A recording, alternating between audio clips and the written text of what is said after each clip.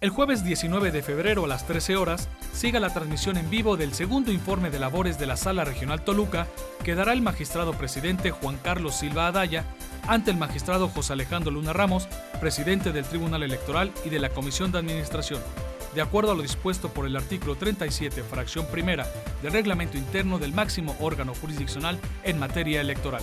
Solo aquí, en Plataforma Electoral, el canal de televisión por internet, donde tú tienes mucho que ver. El viernes 20 de febrero a las 12 horas, siga la transmisión en vivo del segundo informe de labores de la Sala Regional Distrito Federal que dará la magistrada presidenta Janine Madeleine Otálora Malasis ante el magistrado José Alejandro Luna Ramos, presidente del Tribunal Electoral y de la Comisión de Administración, de acuerdo a lo dispuesto por el artículo 37, fracción primera del reglamento interno del máximo órgano jurisdiccional en materia electoral. Solo aquí, en Plataforma Electoral, el canal de televisión por internet, donde tú tienes mucho que ver.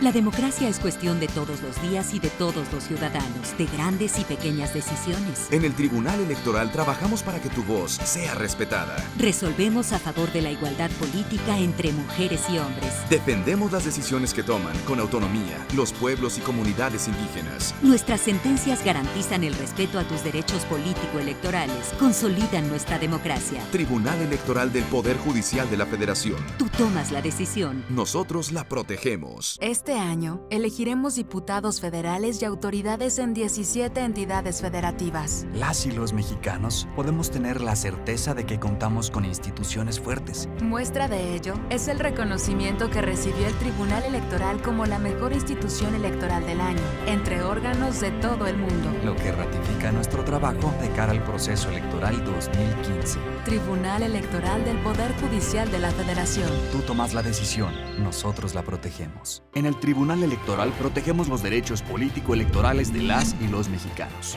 En los últimos 3 años atendimos más de 60,000 asuntos, 8 de cada 10 interpuestos por ciudadanos, y en este año resueltos en apenas 11 días.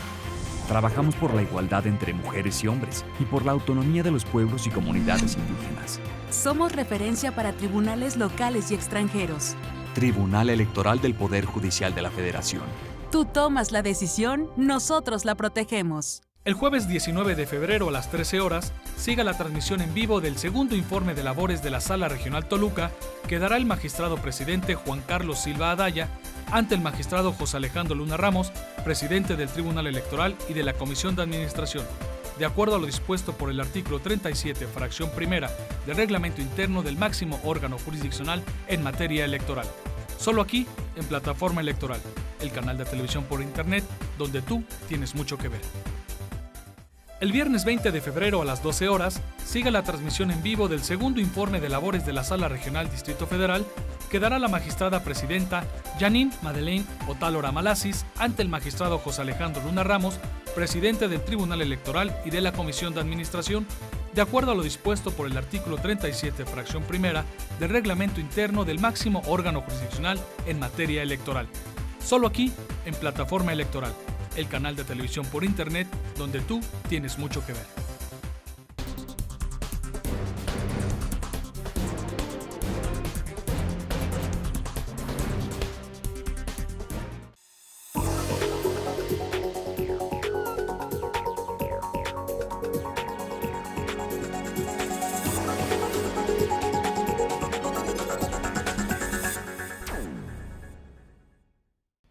Bienvenidos a Entérate, un espacio de difusión de las actividades institucionales, académicas y de actualización del Tribunal Electoral del Poder Judicial de la Federación. Continuaremos en esta oportunidad con el seminario Fortalecimiento Democrático en Espacios Nacionales, Internacionales y Transnacionales, una perspectiva comparada de la experiencia mexicana, evento organizado conjuntamente por el Tribunal Electoral y el Colegio de México. Los espacios internacionales para el fortalecimiento de la democracia, contribuciones y oportunidades serán precisamente las directrices de las conferencias dictadas por las y los integrantes del panel. Por favor, permanezca con nosotros.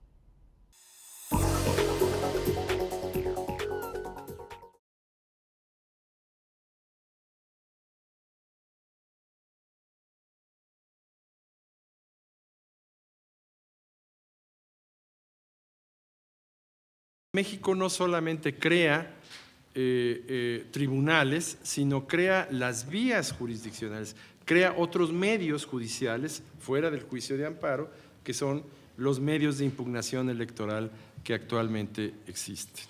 Y eso se hace en la reforma constitucional del 22 de agosto de 1996, que establece un sistema integral de justicia electoral especializado.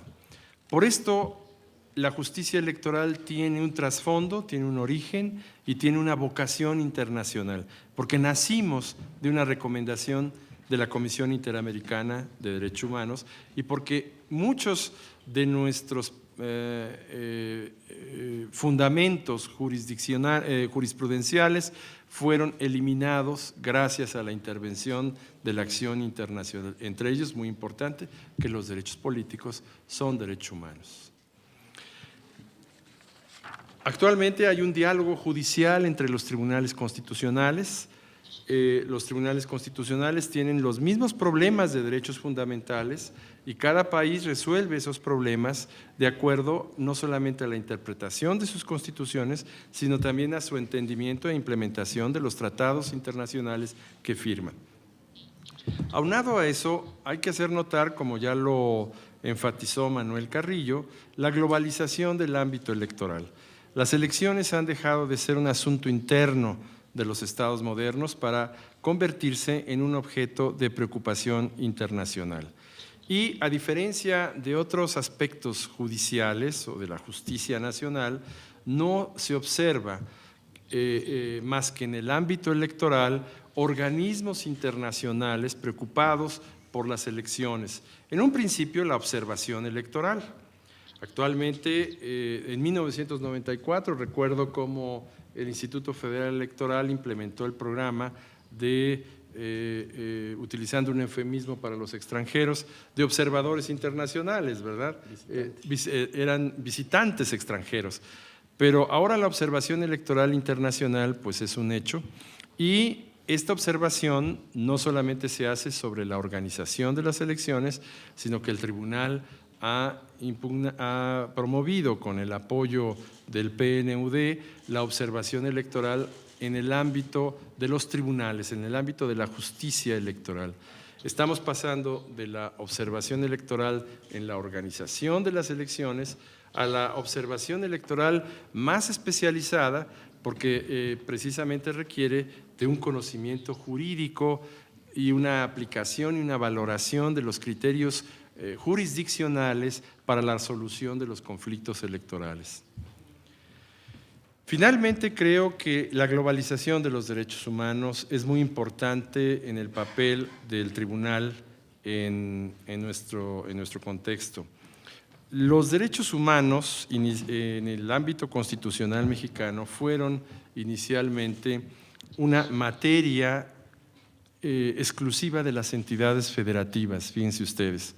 Nuestra primera Constitución Federal, en 1824, no confía al gobierno federal la protección de los derechos humanos, es más, no tiene una declaración de derechos humanos, a semejanza del texto original de la Constitución de Estados Unidos, sino que deja esta materia de derechos humanos al cuidado y protección de los estados, unión o miembros de la Unión Federal. Posteriormente, con la federalización del recurso judicial para la protección de los derechos humanos, es decir, el juicio de amparo, que se federaliza en 1847 en su inicio y consolida en 1857, ya el gobierno federal centraliza paulatinamente el juicio de amparo para la protección de esos derechos. Aunque quedan excluidos los derechos políticos de esa protección. No fue sino hasta el año 2000, muy reciente, que a través de la constitución de una entidad federativa mexicana, la de Veracruz, comenzó a redimensionarse de nueva cuenta el papel de los estados en esta protección de derechos. Esta joven experiencia de parte de los estados se presenta coincidentemente con la valorización de la magnitud que tienen los tratados internacionales en el establecimiento y garantía de derechos humanos. En otras palabras, en el siglo XXI, en este siglo de ustedes, sobre todo, ya el ámbito antiguo del gobierno federal, del juicio de amparo federal, ya se va superando, porque tenemos que pensar que en materia de derechos no solamente son los estados, las provincias miembros de la federación, no es nada más el gobierno federal, sino también es el ámbito internacional en sus tres dimensiones. Es, digamos, una obligación compartida por todos los ámbitos de gobierno posibles en nuestro país. Por otro lado, tenemos que aceptar que México ha variado su aceptación por los tratados internacionales y ha abandonado su posición inicial de recelo hacia dichas convenciones internacionales con base en la experiencia de intervenciones e invasiones de países extranjeros, Francia y Estados Unidos principalmente, que provocaron una animadversión a la firma de tratados internacionales. Hay un editorial muy interesante de Francisco Zarco a mediados del siglo XIX que cuestionaba ¿para qué sirve que México firme tratados si finalmente esos son medios de intervención de las potencias extranjeras en la vida interna de nuestro país? Y efectivamente, la experiencia inicial de México con los tratados internacionales fue un tanto deprimente. En un principio nos obligaron a imponer fronteras que no habíamos delimitado, y muchas veces fueron producto de presiones internacionales como el Tratado Guadalupe Hidalgo de 1848. Después vinieron tratados que se concentraron en la fijación de condiciones para el pago de deuda externa, que en ocasiones contenían términos ominosos para nuestro país. En algunos tratados incluso los países se atrevieron a decir que intervenían las aduanas de México para cobrarse de ahí el pago de la deuda externa. Y después siguen los tratados sobre extradiciones que implicaban coadyuvar con la represión de movimientos independentistas en el Caribe. Pero esa primera etapa nuestra de los tratados ha sido finalmente transformada en una nueva etapa de la cual México tiene que confiar: los tratados internacionales como instrumentos progresivos de los derechos humanos. Y afortunadamente la Suprema Corte de Justicia ya ha reconocido ese papel protagónico de los tratados con tesis de jurisprudencia que establecen una jerarquía normativa de los tratados por encima de las leyes federales y las leyes locales. Otro problema distinto será en que armonicemos nuestra jurisprudencia y concepción de los tratados, jurídicamente hablando, con la jurisprudencia y concepción de los tratados de Canadá y de Estados Unidos, nuestra región de América del Norte, que es distinta, y lo debemos de entender así, es distinta a la de esos países. Sin embargo, en materia de derechos humanos, los tratados siguen siendo los instrumentos que consagran las prácticas de las naciones más civilizadas, como diría Samuel Pufendorf, desde el siglo XVII, y que también está ligado al derecho comparado y a la creación del derecho comparado en el siglo XX, donde teóricos franceses manifestaban que el derecho comparado persigue o tiene como fin el encontrar el fondo común de la humanidad civilizada. Pareciera muy etéreo estas cuestiones doctrinales, pero es interesante notar que los tribunales en el mundo, y particularmente en esta región de América del Norte, se han ocupado de darle concreción a estos principios teóricos.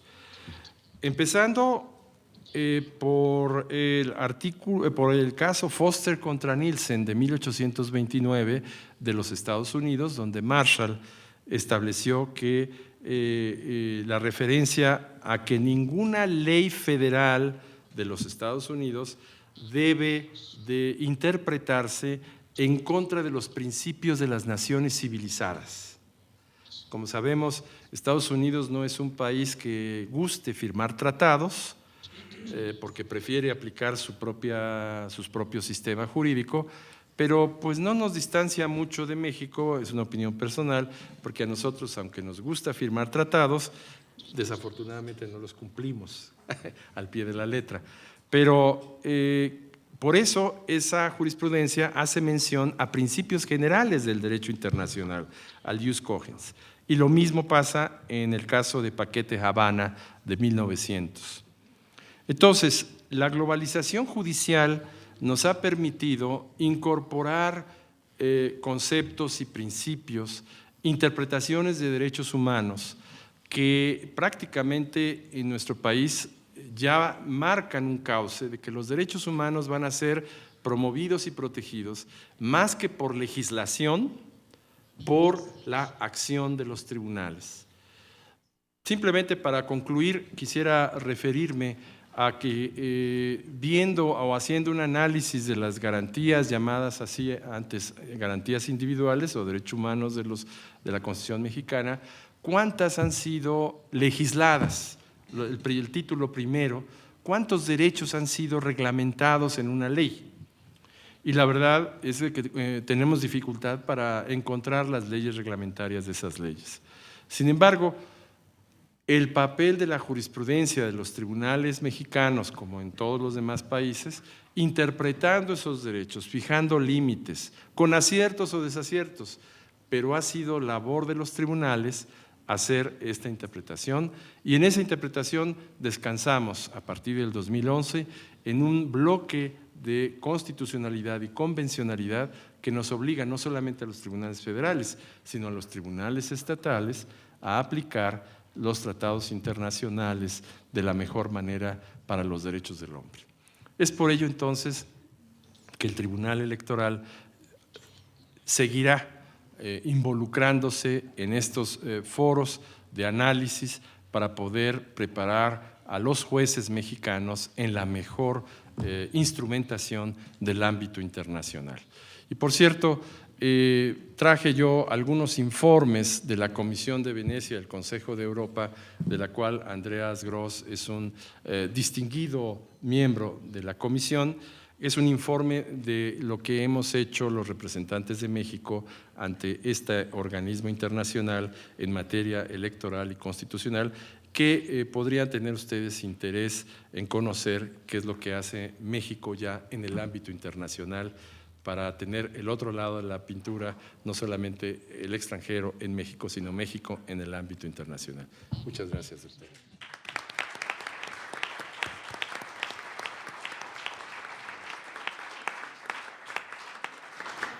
Bueno, yo creo que hemos tenido una sesión extraordinariamente rica para tratar un tema que, debo decir, en beneficio de nuestros visitantes extranjeros y de los jóvenes que están aquí, en México representa un cambio absolutamente radical. El hecho de que hayamos aceptado visitantes extranjeros en las elecciones de 1994, si mal no recuerdo, es una revolución, porque México se había mantenido siempre muy renuente a la intervención de organismos internacionales en un asunto que consideraba estrictamente soberano, de soberanía nacional. Sin embargo, después de los años, que son ya 20 años de cambio, creo que nadie pone en tela de juicio la importancia que esta participación y que este apoyo ha tenido para el desarrollo de la democracia en México. Yo sí quisiera subrayar que la dimensión internacional de la democracia en todo el mundo es uno de los cambios más importantes que se han experimentado, no nada más en México, sino en el resto de los países, tanto de América Latina como de Europa. Y lo hemos escuchado aquí de parte de nuestros participantes, cómo ha sido un pilar muy importante tanto para sostener los procesos democráticos como además para defender los derechos políticos como derechos humanos. Y me gustaría también subrayar que otro de los aspectos importantes que se plantearon en esta mesa fue el de la relación entre política y economía, y esa preocupación, esa inquietud que tenemos todos de que las condiciones económicas desfavorables minan, socavan los fundamentos de la democracia. Y no solo eso, sino que en el pasado esas condiciones sociales desfavorables fueron un argumento en apoyo de procesos antidemocráticos o por lo menos de suspensión de los procesos democráticos o también fueron en apoyo de instituciones autoritarias. Entonces tenemos que tener muy presente esas experiencias, esas lecciones del pasado a las que hacía referencia Andreas, porque en este momento la democracia es, y para recurrir a la metáfora que él utilizó, un barco que no toca el agua. Entonces está un poco en el vacío, está en una especie de espacio que no necesariamente favorece una buena travesía, ni mucho menos. Lo grave sería en el momento en que cayera al agua ese buque, no sabemos qué pasaría con el buque, porque sería un choque muy fuerte. Bueno, tenemos aquí varias preguntas que voy a glosar porque creo que es más fácil y en ahorro del tiempo, dado que hemos llegado ya al final de la reunión, son las 2 de la tarde, 1 hora más tarde de lo programado. Entonces yo les voy a pedir a los participantes en la mesa que respondan a las preguntas que consideren pertinentes. En primer lugar, hay preguntas que se refieren todas a la inquietud esta de cómo resolver la distancia que hay entre la democracia política y la antidemocracia económica o las condiciones económicas adversas para el desarrollo y el sostén y la preservación de las instituciones democráticas y de las actitudes democráticas. Es decir, son muchos los encuestados, tanto en América Latina como en Europa, que se preguntan para qué sirve la democracia si no nos ha traído realmente bienestar. Y es un fenómeno que se presenta en América Latina y también en Europa. Otro tema que se ha planteado aquí es el de las instancias, las instituciones que contribuyen a sostener la democracia y la participación de los organismos internacionales en la promoción de la democracia. Escuchamos cómo Naciones Unidas ha tenido un papel fundamental en este proceso, como lo tuvo en la transformación, en la transición mexicana, y yo creo que fue decisiva esa participación para que ocurriera dentro de un marco de estabilidad y de acuerdo general, yo diría, de las fuerzas políticas. Y además me parece que esa participación fue vista como un apoyo muy importante para la movilización ciudadana, que fue un fenómeno también fundamental para entender, para promover la transformación de nuestras instituciones políticas y su transición hacia un cuadro institucional democrático. Y un tercer tema es el de la globalización de la democracia. ¿Y qué significa eso para la noción que ya parece totalmente superada de soberanía nacional? ¿Qué tanto se va a preservar, qué tanto va a perdurar esa noción de soberanía nacional que desde finales del siglo XVIII, es decir, con la Revolución Francesa, surgió como uno de los grandes motores de construcción del Estado Nacional y incluso también de la democracia, y que ahora se ha convertido y ha sido utilizada como un obstáculo para la instalación de la democracia? Los esperamos en una próxima emisión de Entérate, con lo más destacado de las actividades institucionales, académicas y de actualización del Tribunal Electoral del Poder Judicial de la Federación. Soy Roxana Noriega. Hasta la próxima.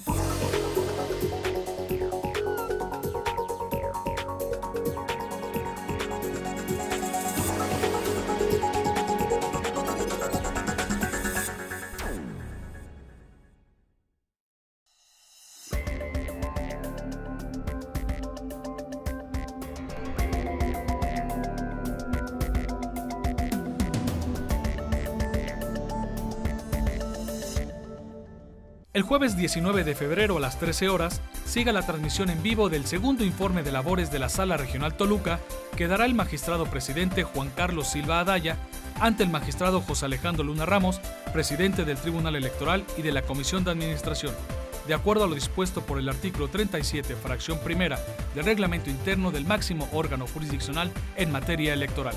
Solo aquí, en Plataforma Electoral, el canal de televisión por Internet, donde tú tienes mucho que ver.